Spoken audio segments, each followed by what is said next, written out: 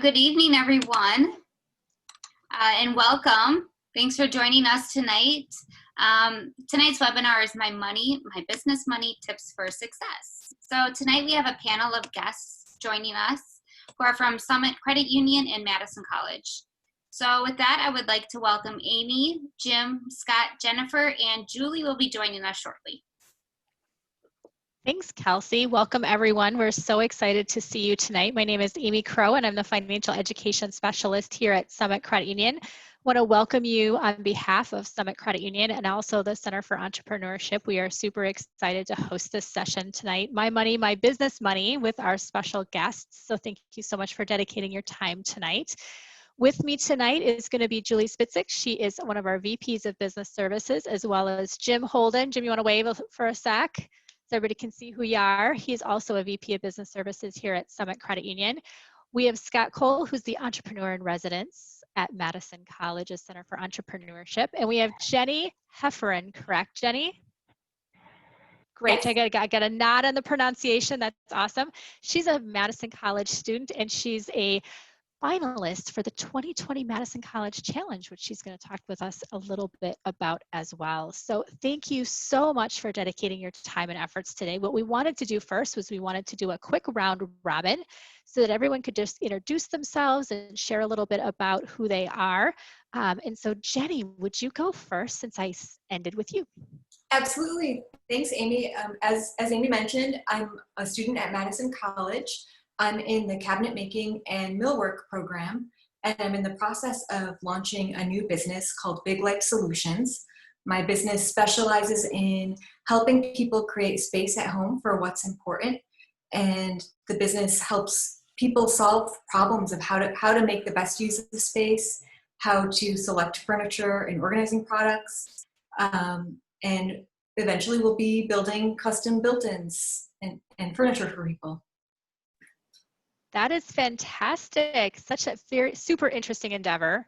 Scott, would you share a little bit about yourself? I will. Hey, thanks for having me tonight. This is so cool to be here. So I'm Scott Cole. I'm an entrepreneur in residence at the college, and what that means is kind of a strange title. I'm basically a resource to help other entrepreneurs who are thinking about starting their business, or maybe they're already in the middle of it and they need help. And as sort of the name implies, I'm also starting my own business, or I have a business. My current business is called Third Space, and I help companies with their organizational culture. So I've developed software to help make their culture stronger and better and just more resilient and more innovative and that sort of thing. But I absolutely love taking the opportunity to share the good, bad, and ugly of what I've done over the years and share that with other entrepreneurs. And I always couch what I say by saying, hey, I'm one person with one set of experiences, so take it for what it's worth. But I love the opportunity to share, and I'm super grateful to be in this role with the college.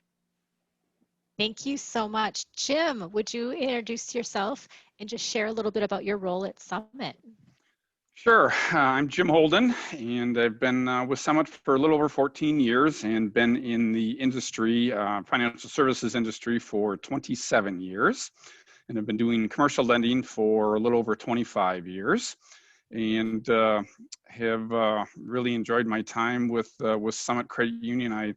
When I first started out in the financial services industry, I was in the banking world and moved over to the better side of the financial services world, and really like the culture much better than the banking world.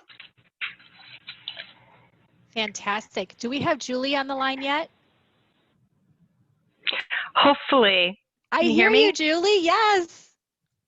Yay! So Please. My name is Julie Spitzak. Oh, sorry, go ahead. No, I was going to say, introduce yourself. Go ahead. My name is Julie Spitzak. I'm a commercial lender at Summit Credit Union. I've been there for 13 years, and I've been in the banking industry for, oh my goodness, over 30 years. Like Jim, I worked in banking prior to coming to Summit, and Summit really cares about the community, and I love what I do. I get to help business owners achieve their dream of running their own small business or taking their business to the next level. Awesome. Well, I wanted to thank three more people tonight. We have Jill and Brian, who are both faculty at the Center for Entrepreneurship at Madison College. And then, of course, Kelsey for hosting this session for us tonight. We super appreciate the partnership that Summit Credit Union has with the Center for Entrepreneurship. For those of you who may not know, Summit is a not-for-profit financial institution in the Madison and Milwaukee areas. We are offering a full array of financial products for businesses of all sizes, and our business department has been recognized as the #1 small business administration lender in Wisconsin among credit unions since 2011. So kudos to Jim and Julie for all of their hard work in being able to support small businesses in the state of Wisconsin. We know that you are the lifeblood of really the local opportunities to be able to have people thrive in our communities. So thank you so much. We have a chat. If anyone has questions, we will try and get to them periodically through our session today. But if you do have other questions, my email is amy.crow@summitcreditunion.com. And I'm just going to have throughout, when Jim, next time you talk, if you want to throw your email out there, Julie, next time we end up throwing a question to you, make sure to shout out your email to our guests today. So let's kick it off by asking Jenny a little bit about your story in terms of entrepreneurship. Let's start with, I know you're really committed to being your own boss. What changes did you need to make in your personal finances to be able to get yourself kind of started up, to be able to make that jump in terms of entrepreneurship and kind of get you where you are today? Because we know that personal finances are really critical and important to be able to make that jump to businesses. So we'd love to hear your story. That's a really great question. Thank you. So before I started my business, I had a career, and I knew that I really didn't want to have to work for someone else for the rest of my career. And so I saved large percentage of my income for a number of years so that I would have enough money to start a business. And I'll talk a little bit more about how I did that in future questions. And I also want to shout out that I did also get a little bit of startup money for my business as a result of the Madison College Challenge. So I definitely will plug that program. I think it's really excellent. Did it take you a long time to save the money to be able to do what you wanted to do? I will say when I started saving, kind of gearing up for this, I already had a head start. I had already, started my retirement savings, and I paid off my student loans. But it took me about 6 years where I was saving 50 to 80% of my income. Wow. For that period of time. And it, I made a lot of choices that not everybody would be willing to make in terms of living very frugally. I do not own a car. I lived in a very small home, things like that. And that helped allow me to do this. But I feel like I really lived a big life and had a lot of fun along the way. And I don't feel like I was a pauper by any means. Oh, that's awesome. Because I think that some people think that they need to live less than what they thought they could when they are saving to do something that's really their passion project, potentially. Yeah, I think it really comes down to spending according to your values. And so saving money on things that aren't important to you and spending on things that are. And also finding ways that you can get as much bang for your buck. For example, I haven't paid more than $20, $25 a month for my cell phone in probably as long as I've been doing this. And, I have a smartphone, I'm not living with a flip phone or something, but I just use non-traditional plans. So I'm not having to spend the money. Definitely about research and figuring out how you can find the best deal for what you want to accomplish. Yeah. Yeah. I'm going to ask Scott a question now. Scott, in your role as this entrepreneur in residence, and someone like Jenny comes to you and says, I want to start a business, you're here to provide counsel and guidance.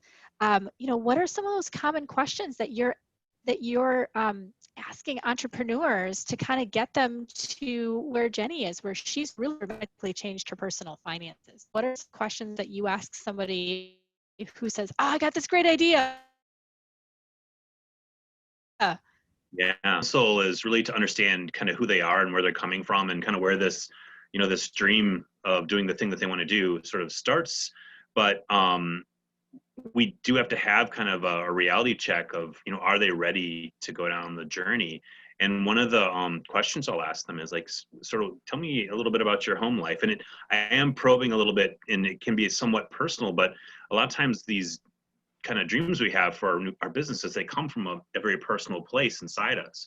So I think it's kind of appropriate to look inside and ask, is the risk that I'm taking on for this business my own? And I think Jenny's like a good example. I mean, maybe when she started this, her idea, was really her risk, and she owned it, and there was no one else, that she was beholden to. But like when I started my first business, I was single and no kids, and I guess if I lost all my savings and everything, and I lived in the van down by the river, that was my choice. I made it, and whatever. But now, I'm married and kids, and mortgage and the whole bit. So I still have a startup, but how I drive towards it is very different. So I do want to understand from entrepreneurs, like, what's your situation? Are you, do you have a full-time gig? Are you going to have a side hustle? Do you have a mortgage? And, so what's your plan for keeping all this other stuff going, as you start down this journey? Because it takes so much out of you physically, emotionally, and other things. And it's very difficult to kind of live and split your life up. And so I really want to understand from their perspective, like, have they thought about that? And it's not to scare them, but it's just to sort of take pause from them, like, yeah, because I think we get enamored of that shiny dream we have. And you do have to sort of check it sometimes with, oh my gosh, am I going to be able to still make the car payments and all these other things if I go down this road? So, is there something that you would recommend for them to do in terms of maybe that risk assessment or that appetite for failure? Are there certain things or metrics that you have at the Center for Entrepreneurship that help them assess those things? Or is it just really having them be introspective and reflective? I think it starts with a conversation, because that's sort of it's kind of a low risk, and there's not necessarily a ton of effort, and it's the type of thing that they can think about, on their drive in to the college, or in between classes and that sort of thing, and maybe make a list of, what do they value? Like Jenny said, I mean, what's important to you? Is having the latest phone important? Is having a new car important, or is a used car? Do you even need a car? So those types of things are important. But then also, I oftentimes will ask people, like, do you have a budget? Like, how do you manage money? Do you think about money and sort of do you respect the money? I mean, because you really have to sort of, you have a runway. And I think we talk about this later on, is like, you have a runway for how long you can kind of stay afloat. And if you don't have that personal budget, and you don't know what's going out every month, and you really don't know what's coming in, you should start there. And we have some ad hoc tools that we've developed, and I can always point people to resources. And I know Summit's got just a wealth of fantastic stuff that is available to help people get a handle on kind of where are they, and how long can you kind of keep it afloat, and are there areas you should cut back? Great. Jenny, when he's talking about that risk tolerance and that appetite for failure, and you were building up your savings account, did anything that he said kind of relate to how you were creating your budget and how you were keeping your spending low?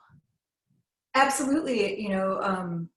It really did. And I am a single person. I'm in a relationship with somebody, and actually we're both kind of in similar boats financially.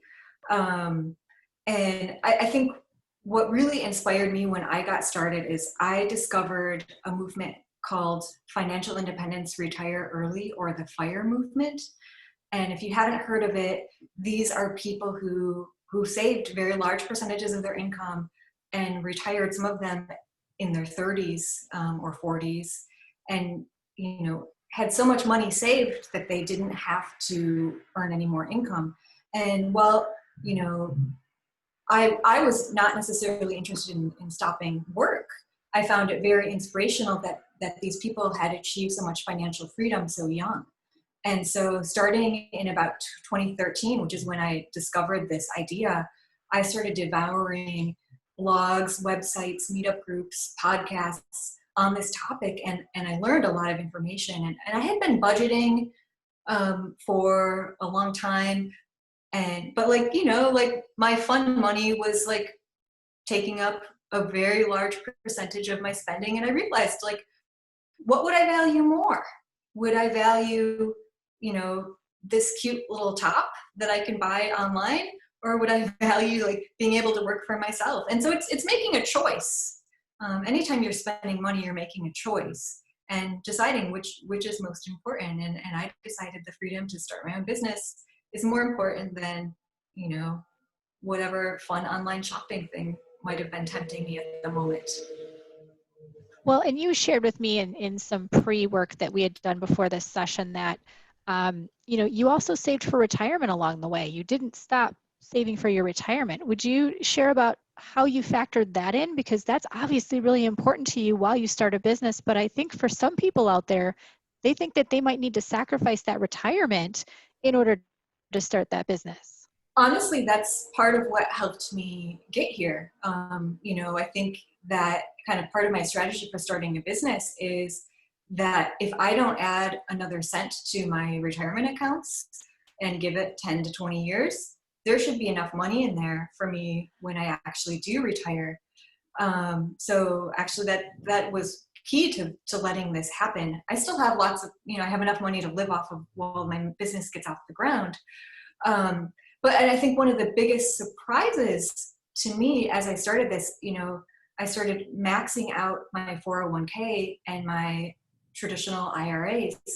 And when I say maxing out, you know, I think a lot of people hear maxing out and they think about, you know, their employer will match up to say 5% and maxing it out. Oh, they're going to make sure that they're putting 5% in so they get their employer match. No, I mean actually putting as much into your 401k as the IRS allows in a given year. And I started doing that. And I was shocked because my paycheck was not nearly as much smaller as I was having taken out because I wasn't paying taxes on that money. And that's a huge chunk. And so my paychecks actually didn't shrink nearly as much as I expected. And so, you know, I think for anybody, even if you don't want to start your business, put as much into your tax advantage retirement accounts as you can afford. Well, and it's definitely contacting, you know, a tax advisor and experts at Summit Credit Union to talk about what that actually looks like, right? Because that's one of the things that we don't talk about very often is the tax advantages to being put when you put money into tax advantaged accounts. And so you've really, I love this because you're really kind of the poster child for compounding interest over the life of a loan, right?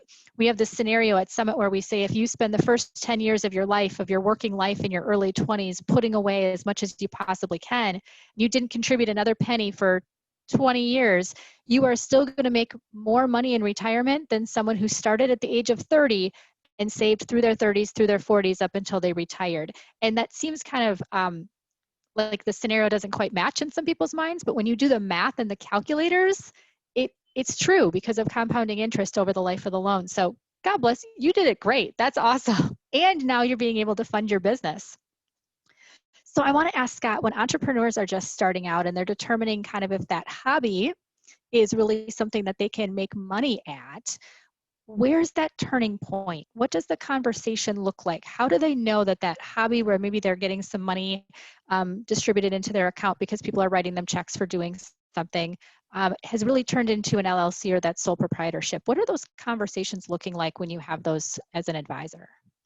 It's interesting because I think, you know, a lot of, you know, we call them TREPs for short. A lot of entrepreneurs at TREPs they aren't sure at first. And you ask them like, hey, do you want this to be like a hobby or do you want this to be a business?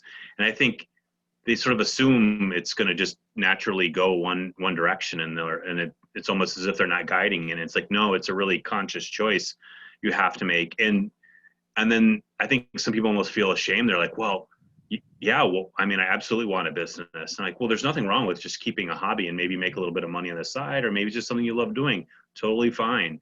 But it's important to make the choice and process that a little while because, you know, I give the examples like I love pizza and yeah, I'll make pizza at home and maybe I have my way of doing it, but do I really want to run a restaurant, and do I want to run a shop and deal with all of that? Or do I just like it because it just fills me up on a different level? And then I think, you know, a lot of folks will have ideas for their service or product or whatever it might be, and they think they have to go down the whole kind of road of brick and mortar and building a, you know, a thing or having an online presence. And there's actually lots of ways to, you know, have a business or kind of scratch that itch of being an entrepreneur, and scratch the itch of being a business owner without having to do all the back end stuff, such as like you can license your products, and you could sell your product to somebody else and let them do all the legwork, and you're just sort of in the back, so to speak, creating it. So what we try to do is get entrepreneurs to think about their idea in a couple different ways. And sometimes, you know, and they don't have to answer it right away, but they'll come back to us after, you know, a couple of days or a couple of weeks, and like, you know, I made a really interesting choice where I don't want to go this way. I actually want to go this other way. And a good example is a student who came to us, named Jacqueline. And Jacqueline originally started out wanting to have a bakery for like gluten-free and healthier choices. And she kind of set up in the classes she took, and everything was really guiding her towards, you know, running a bakery. And I'm like, Jacqueline, do you really want to run a bakery? And she's actually like a chemist. She does this amazing stuff to take all the bad stuff out of cookies and bars and things that you love to eat and makes them healthier, and they're still delicious. And she's, like I said, she's like a chemist, and she really loves that process of taking the bad stuff and finding alternatives, you know, healthy alternatives for it, and without losing the flavor. And that's what she enjoys doing. And I said, well, is there a way that you can do that without all the worrying about running a bakery? And I said, you know, what if you became like the healthy Betty Crocker, so to speak? You know, what about that? And you had mixes, and you sold them in Whole Foods, or you sold them in the co-ops to start out, or even up on the square or at the Madison markets. And she's like, huh. And that's really where she started. And she's gained so much traction over the couple of years. And she hustles. I just, loads of respect for her with her full class load, and then being a mom and entrepreneur, the whole bit. I mean, she is definitely a hard charger when it comes to it, but she made that choice that really what her bliss was this other aspect of running a business. And that was just something that we kind of helped guide her to. Ultimately, she made the choice, but I think that was, you know, in her mind, the right choice to make. Well, let's use that example and bring Julie in to talk a little bit about, you know, if somebody's going to make mixes and have a package and maybe have some place outside their home where they're developing this stuff, you know, when it comes to personal credit and personal savings, when do they want a business loan? When do they start looking at that business lender? Do they make that jump right away, or do maybe they use some personal accounts to maybe fund that stuff? And how does that personal credit factor into that? I know I added a lot right there, but the basis is, you know, how does personal credit and using your personal credit, maybe a credit card to do something, and then kind of where's that little jump where they might want to talk to you? Do you kind of just scratch the surface with that, because we're going to delve deeper into it, but. Sure. So I think that anybody that's thinking about starting a business really needs to understand what their personal credit looks like, because that is a major factor in obtaining a business loan. So it's better to, if you don't know what your score is, find out. And if you need to build your credit, do that as well. You know, when you asked about using a personal credit, that can be a slippery slope. Definitely, we want people to have funds that they're going to invest in their business, but we sometimes run into people and they've maxed out all their personal credit cards, launching their business or building their business, and then that's impacted their credit score, and then they come to us too late in the process. So I think it's good to have a conversation earlier versus later as far as possibly obtaining a business loan, or even just understanding what the process is. And, you know, back to the I'm sorry, go ahead. Oh, I was sorry to interrupt you. I was going to ask, does it cost any money to sit down and talk with a business lender? It does not. But, and again, if they're looking at that personal credit, that's something they would do more with a personal banker versus, if it's just that basic understanding, where am I compared to where do I need to go? But when we're talking about personal savings, we absolutely expect them to have funds to contribute to their business as well. So if they're buying equipment, we expect them to contribute a certain amount to that as well, besides the loan. So hopefully that answered your question. It does. And it's a great segue because, Jenny talked about saving a lot, managing your personal finances, finding the money in your budget, really looking towards your values. Scott started talking about figuring out when a hobby becomes maybe that Betty Crocker type scenario where you might be selling some product, right? You're not actually running a restaurant. We talked a little bit about that personal credit and to be aware of that, but that the business lender is really your guide in terms of being able to grow your business and do some of the things that you want to do. It makes me think about how good you need to be at managing your personal finances, and then how good you need to be managing your business finances, right? And how much bootstrapping you have of your personal finances. So Scott, it makes me think about if someone is kind of sort of good with their personal finances, but they're learning how to run a business with profit and loss statements, and what does that organizational management conversation look like? How can you help them learn more? Because it's really more than just managing a personal budget. There's so much more that happens with organizational management. Well, you're absolutely right. I mean, it can get complicated very quickly. And I do love it when we get someone who comes to us in that idea stage. And the interesting thing is, we love our ideas and we want to go forward with them. But sometimes people are several years out from actually being ready to launch. And that's totally okay. It's not like you have to do it next week. And that also having that timeline and those potentially years and months ahead of you allows you to get your credit correct and so forth and kind of right the ship so you're ready for launch. But yeah, the finances become more complicated, and a lot of students and entrepreneurs, this is the area where they're kind of like, oh gosh, I really need some help. I need some, templates. And I encourage them to, take some classes at the college if they can. We put out a lot of prep tips. They're these 2-minute kind of quick takes on how to get started and where to go. And then also, I place a lot of value in a good accountant and a good bookkeeper. So if these are areas where you find that they're kind of scary and uncertain, I would certainly have an accountant or a bookkeeper, as part of your portfolio of operational excellence, just to make sure that they are helping guide you.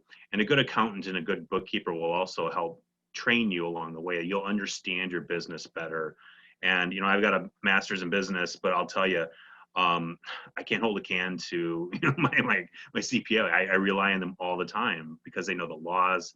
They know how to manage the money smarter. There's just so many tweaks, and it's their profession. It's what they do every day. Whereas as an entrepreneur, you don't want to do that every day. Like, you want to do the thing that you do, and that's what gets you excited. So having those resources in your orbit, and even just having those conversations early on, because you want to shop around for an accountant that you trust and that you feel comfortable with, just like you want to work with financial advisors who make you feel good, and they work with you and they help educate you, and you feel confident after having those conversations that you're in a better place now than you were prior to that conversation.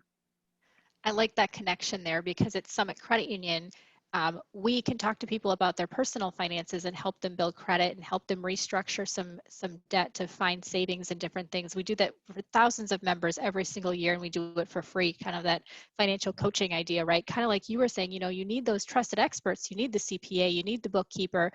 They're the ones who are really helping you strategize and figure it all out, just like our business lenders are helping people do that. Jenny, tell me more about this Madison College Challenge, because as we're thinking about operational management and we're thinking about managing your personal and your business finances and being able to bootstrap your business, tell us about this Madison College Challenge and how it's helped you. Yeah, I participated in the challenge this past spring.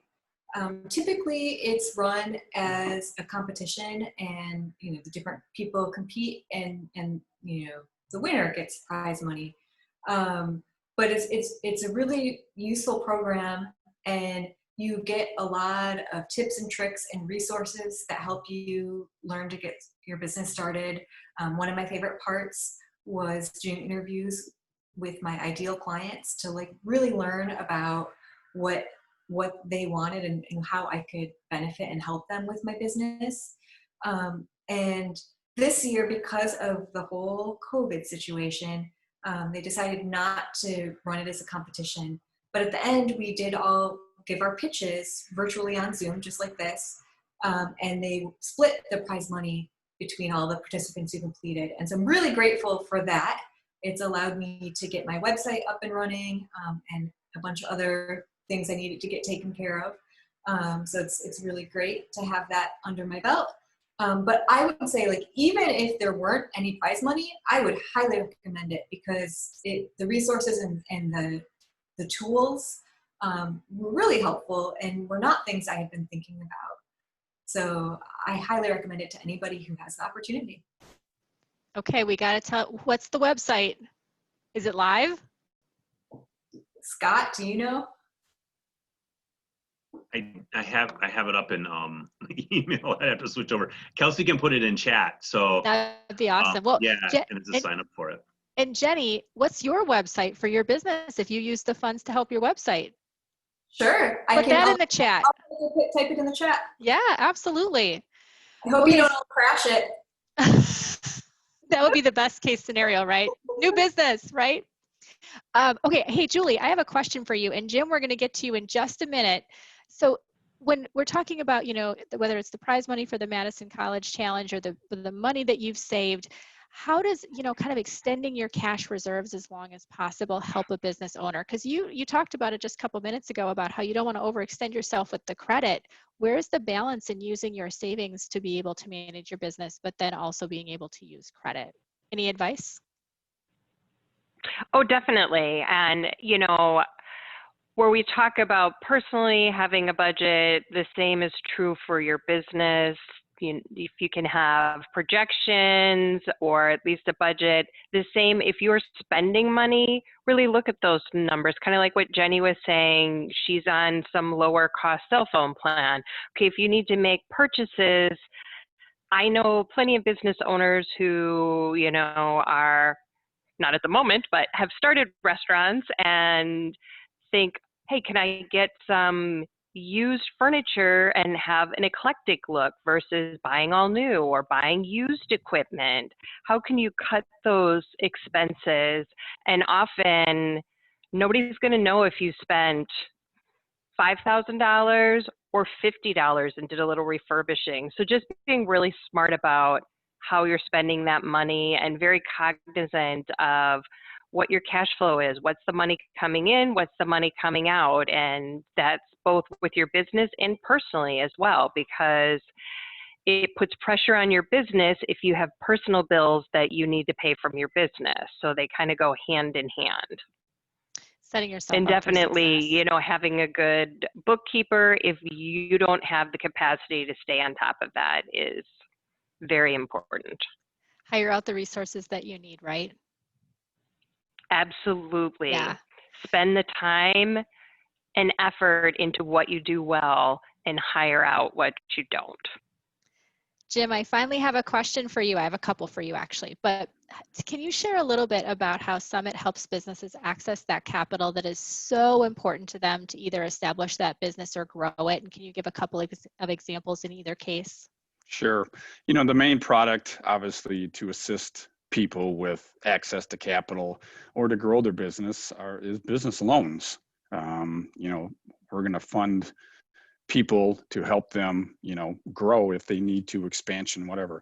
Lines of credit is another product that can assist business owners with, let's say they're purchasing some inventory, which kind of fluctuates. That's going to be probably a line of credit.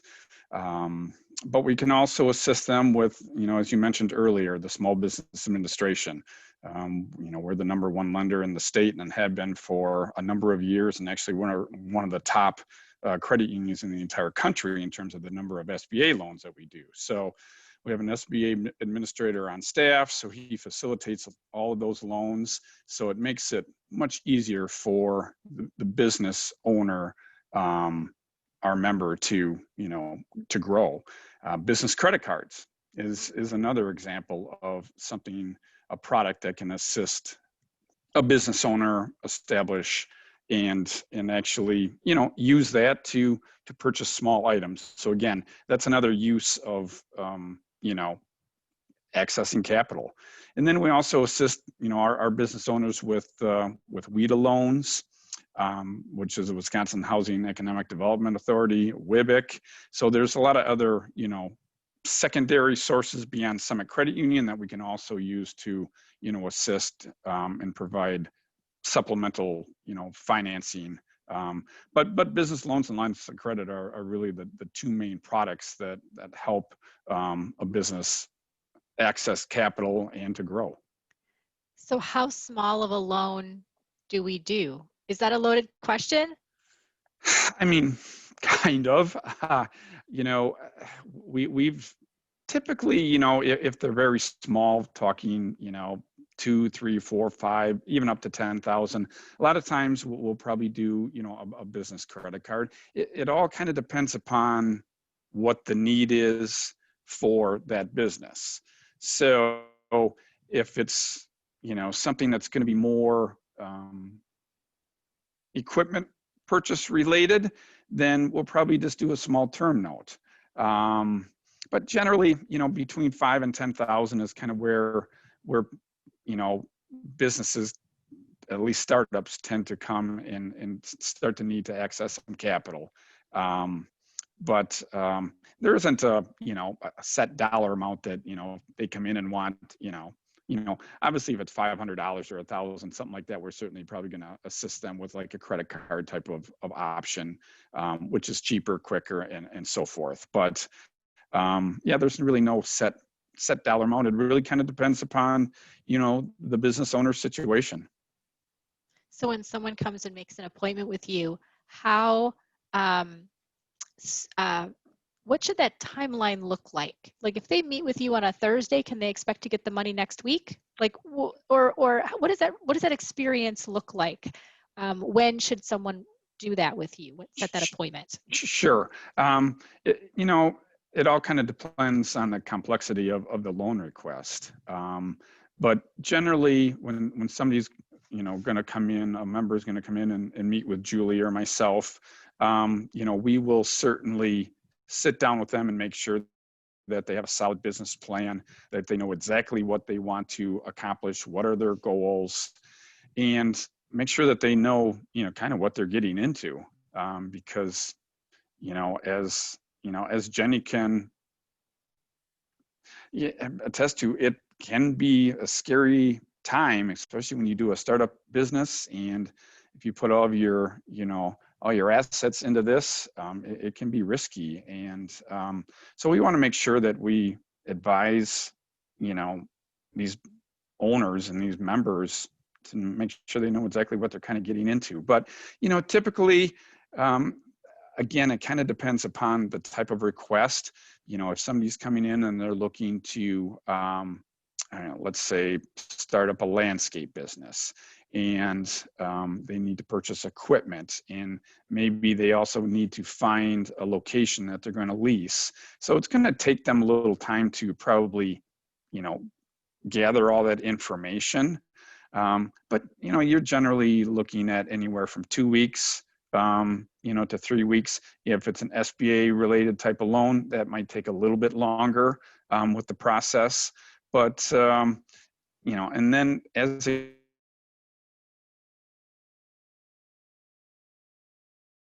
they're purchasing a property, you have appraisals and things like that are obviously become involved. That's more time consuming. So sometimes those can take, 4 to 6 weeks. Right? So it all kind of depends upon, the type of request, how complicated it is, so forth. Definitely. Thank you for that. I actually have a question for Julie, a little bit about, you're getting this loan and you're trying to balance home and work life.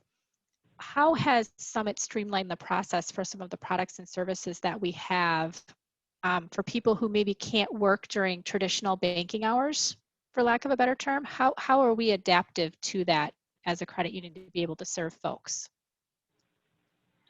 Well, I think that most of the lenders have always been cognizant of it's an entrepreneur typically works unusual hours.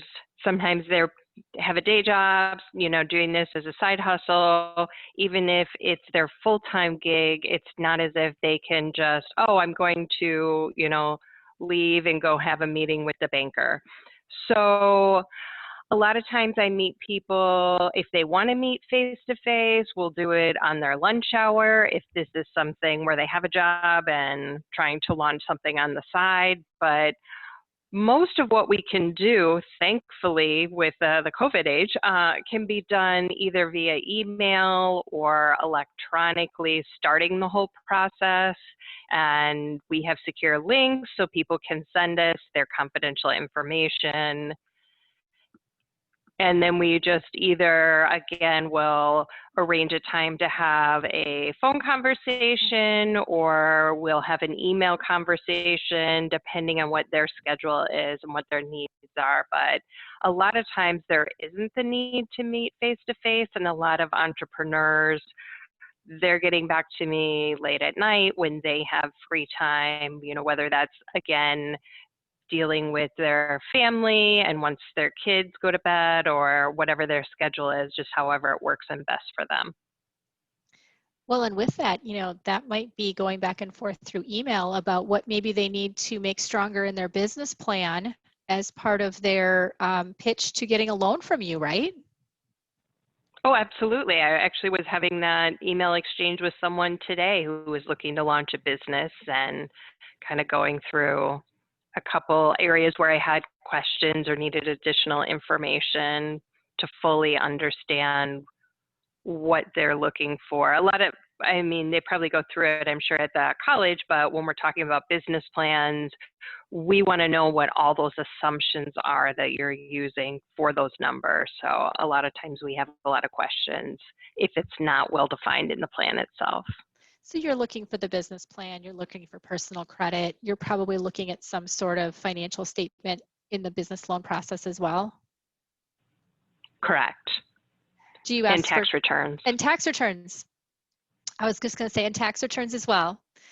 Well, I want to kind of ask a question of Jim with COVID and the pandemic and this whole virtual world now. And, what have you seen in terms of business lending that's been an opportunity for the credit union in order to assist small businesses?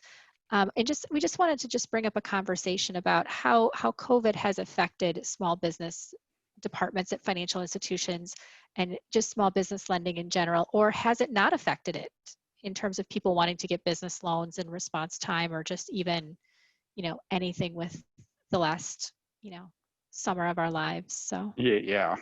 COVID has certainly made an impact, to say the least, on small businesses.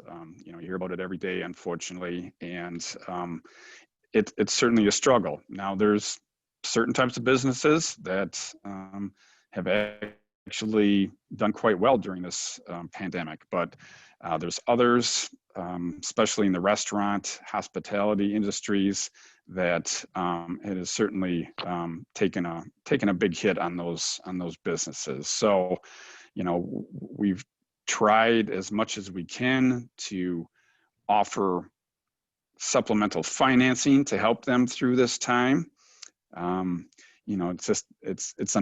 It's difficult to do because it's kind of a catch-22, because you're not really sure, how long this is going to last.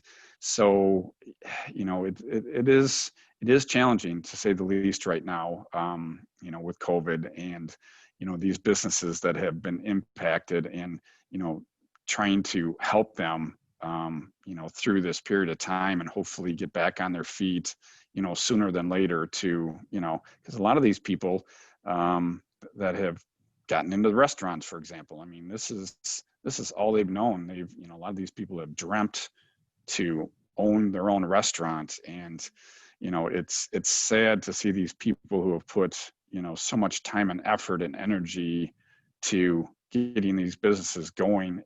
And they were probably very successful until, this pandemic, really kind of took hold. So it's difficult. It's a very, stressful time, especially for, those businesses that, they're just not sure from one day to the next if they're going to be able to survive. Well, and I think, I'm sorry, go ahead. Go ahead. There's been some programs, obviously, through the federal government, through, the SBA that have certainly helped our business members with the Paycheck Protection Program and the EIDL, which is emergency type of side funding that they did. But, those loans were certainly very instrumental in assisting those businesses, especially for the last few months. A lot of those programs have now kind of subsided or closed, but I think it's going to be important that the government takes a look at reopening some of those programs to assist these businesses. Yeah, it's definitely a human and emotional toll when it comes to COVID and over the last 9 months of our lives in terms of really juggling and managing that financial stress, both on the personal and on the business side. And I think, really understanding that there's resources not only at the Center for Entrepreneurship at Madison College to assist entrepreneurs with that and working through that and managing that, but also at Summit Credit Union from the personal side as well as the business side. Our staff is ready and willing to sit down with folks and to talk with them and to answer questions and to really walk them through the different steps that they might have to make, whether they're hard choices or not. So wanted to ask Jenny, because I wanted to have kind of this quick little plug for someone she knows. At Summit, we work with people on the personal side and the business side, like I said, to really counsel people about financial education. But we also know that there are people out there who kind of walk that middle ground. And Jenny, I heard that you know someone who kind of does that. That can help on both sides a little bit? As it happens, my boyfriend is a financial coach. And so he helps people meet their financial goals, whether it's getting out of debt or getting the financial freedom to start a business.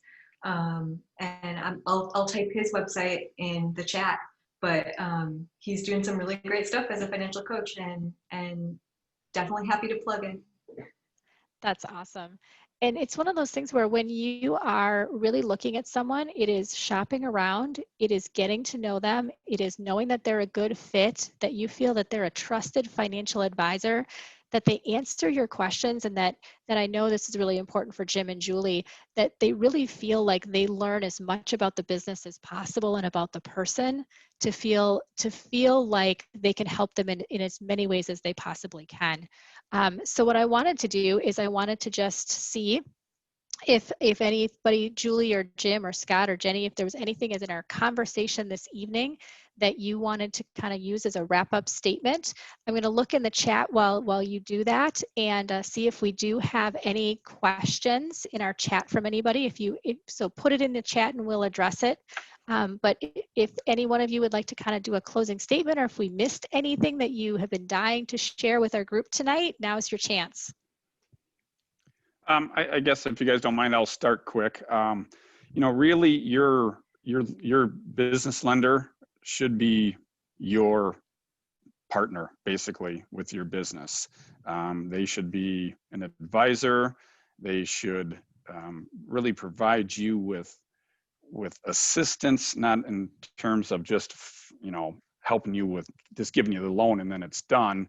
Really it's a relationship, and Julie will attest to this, that, commercial lending is unique in the fact that it's very relationship based.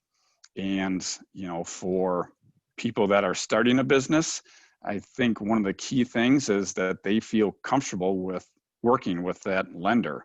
That lender should be responsive. They should assist you as much as they can and provide guidance. And, and as commercial lenders, Julie and I both have lots of resources of our existing member base that can assist with, HR matters, marketing, accounting, legal matters. So, your lender should be kind of an advisor and help you, kind of guide you along the way, instead of just, giving you a loan and then you never hear from them again, or her. So my 2 cents. Thank you. Any of our other panelists have some final thoughts? Well, Amy, I know you had, I think, alluded to this, but kind of tagging on to what Jim's saying, I think it's a really good idea if you're looking for a business loan to talk to a couple different people. And again, Scott was saying that as far as the accountant, interview a few people, see who you mesh with, see who you feel like you'll be comfortable working with. You definitely want to do that when it comes to a business lender. Scott, Jenny, closing thoughts? Sure, I'll weigh in.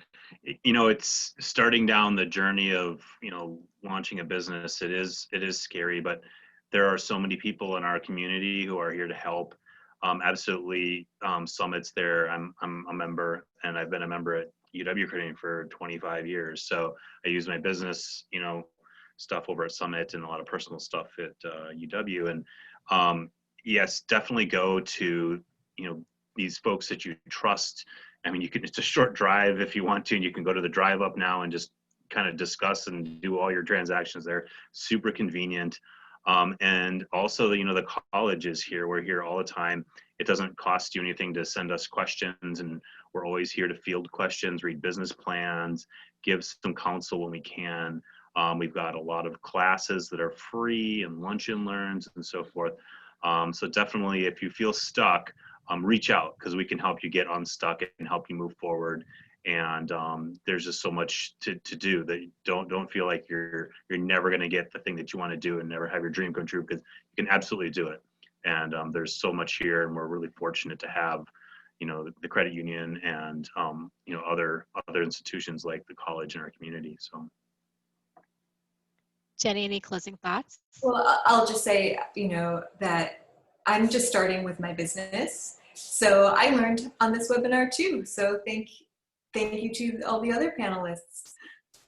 And I did as well, which is why I wanted to facilitate this. I love hearing people's stories, and at Summit, the more stories that we can share, and we have lots of tips, tools, and advice and some stories at summitcreditunion.com. There's a section called Money Smarts. There are some on-demand webinars.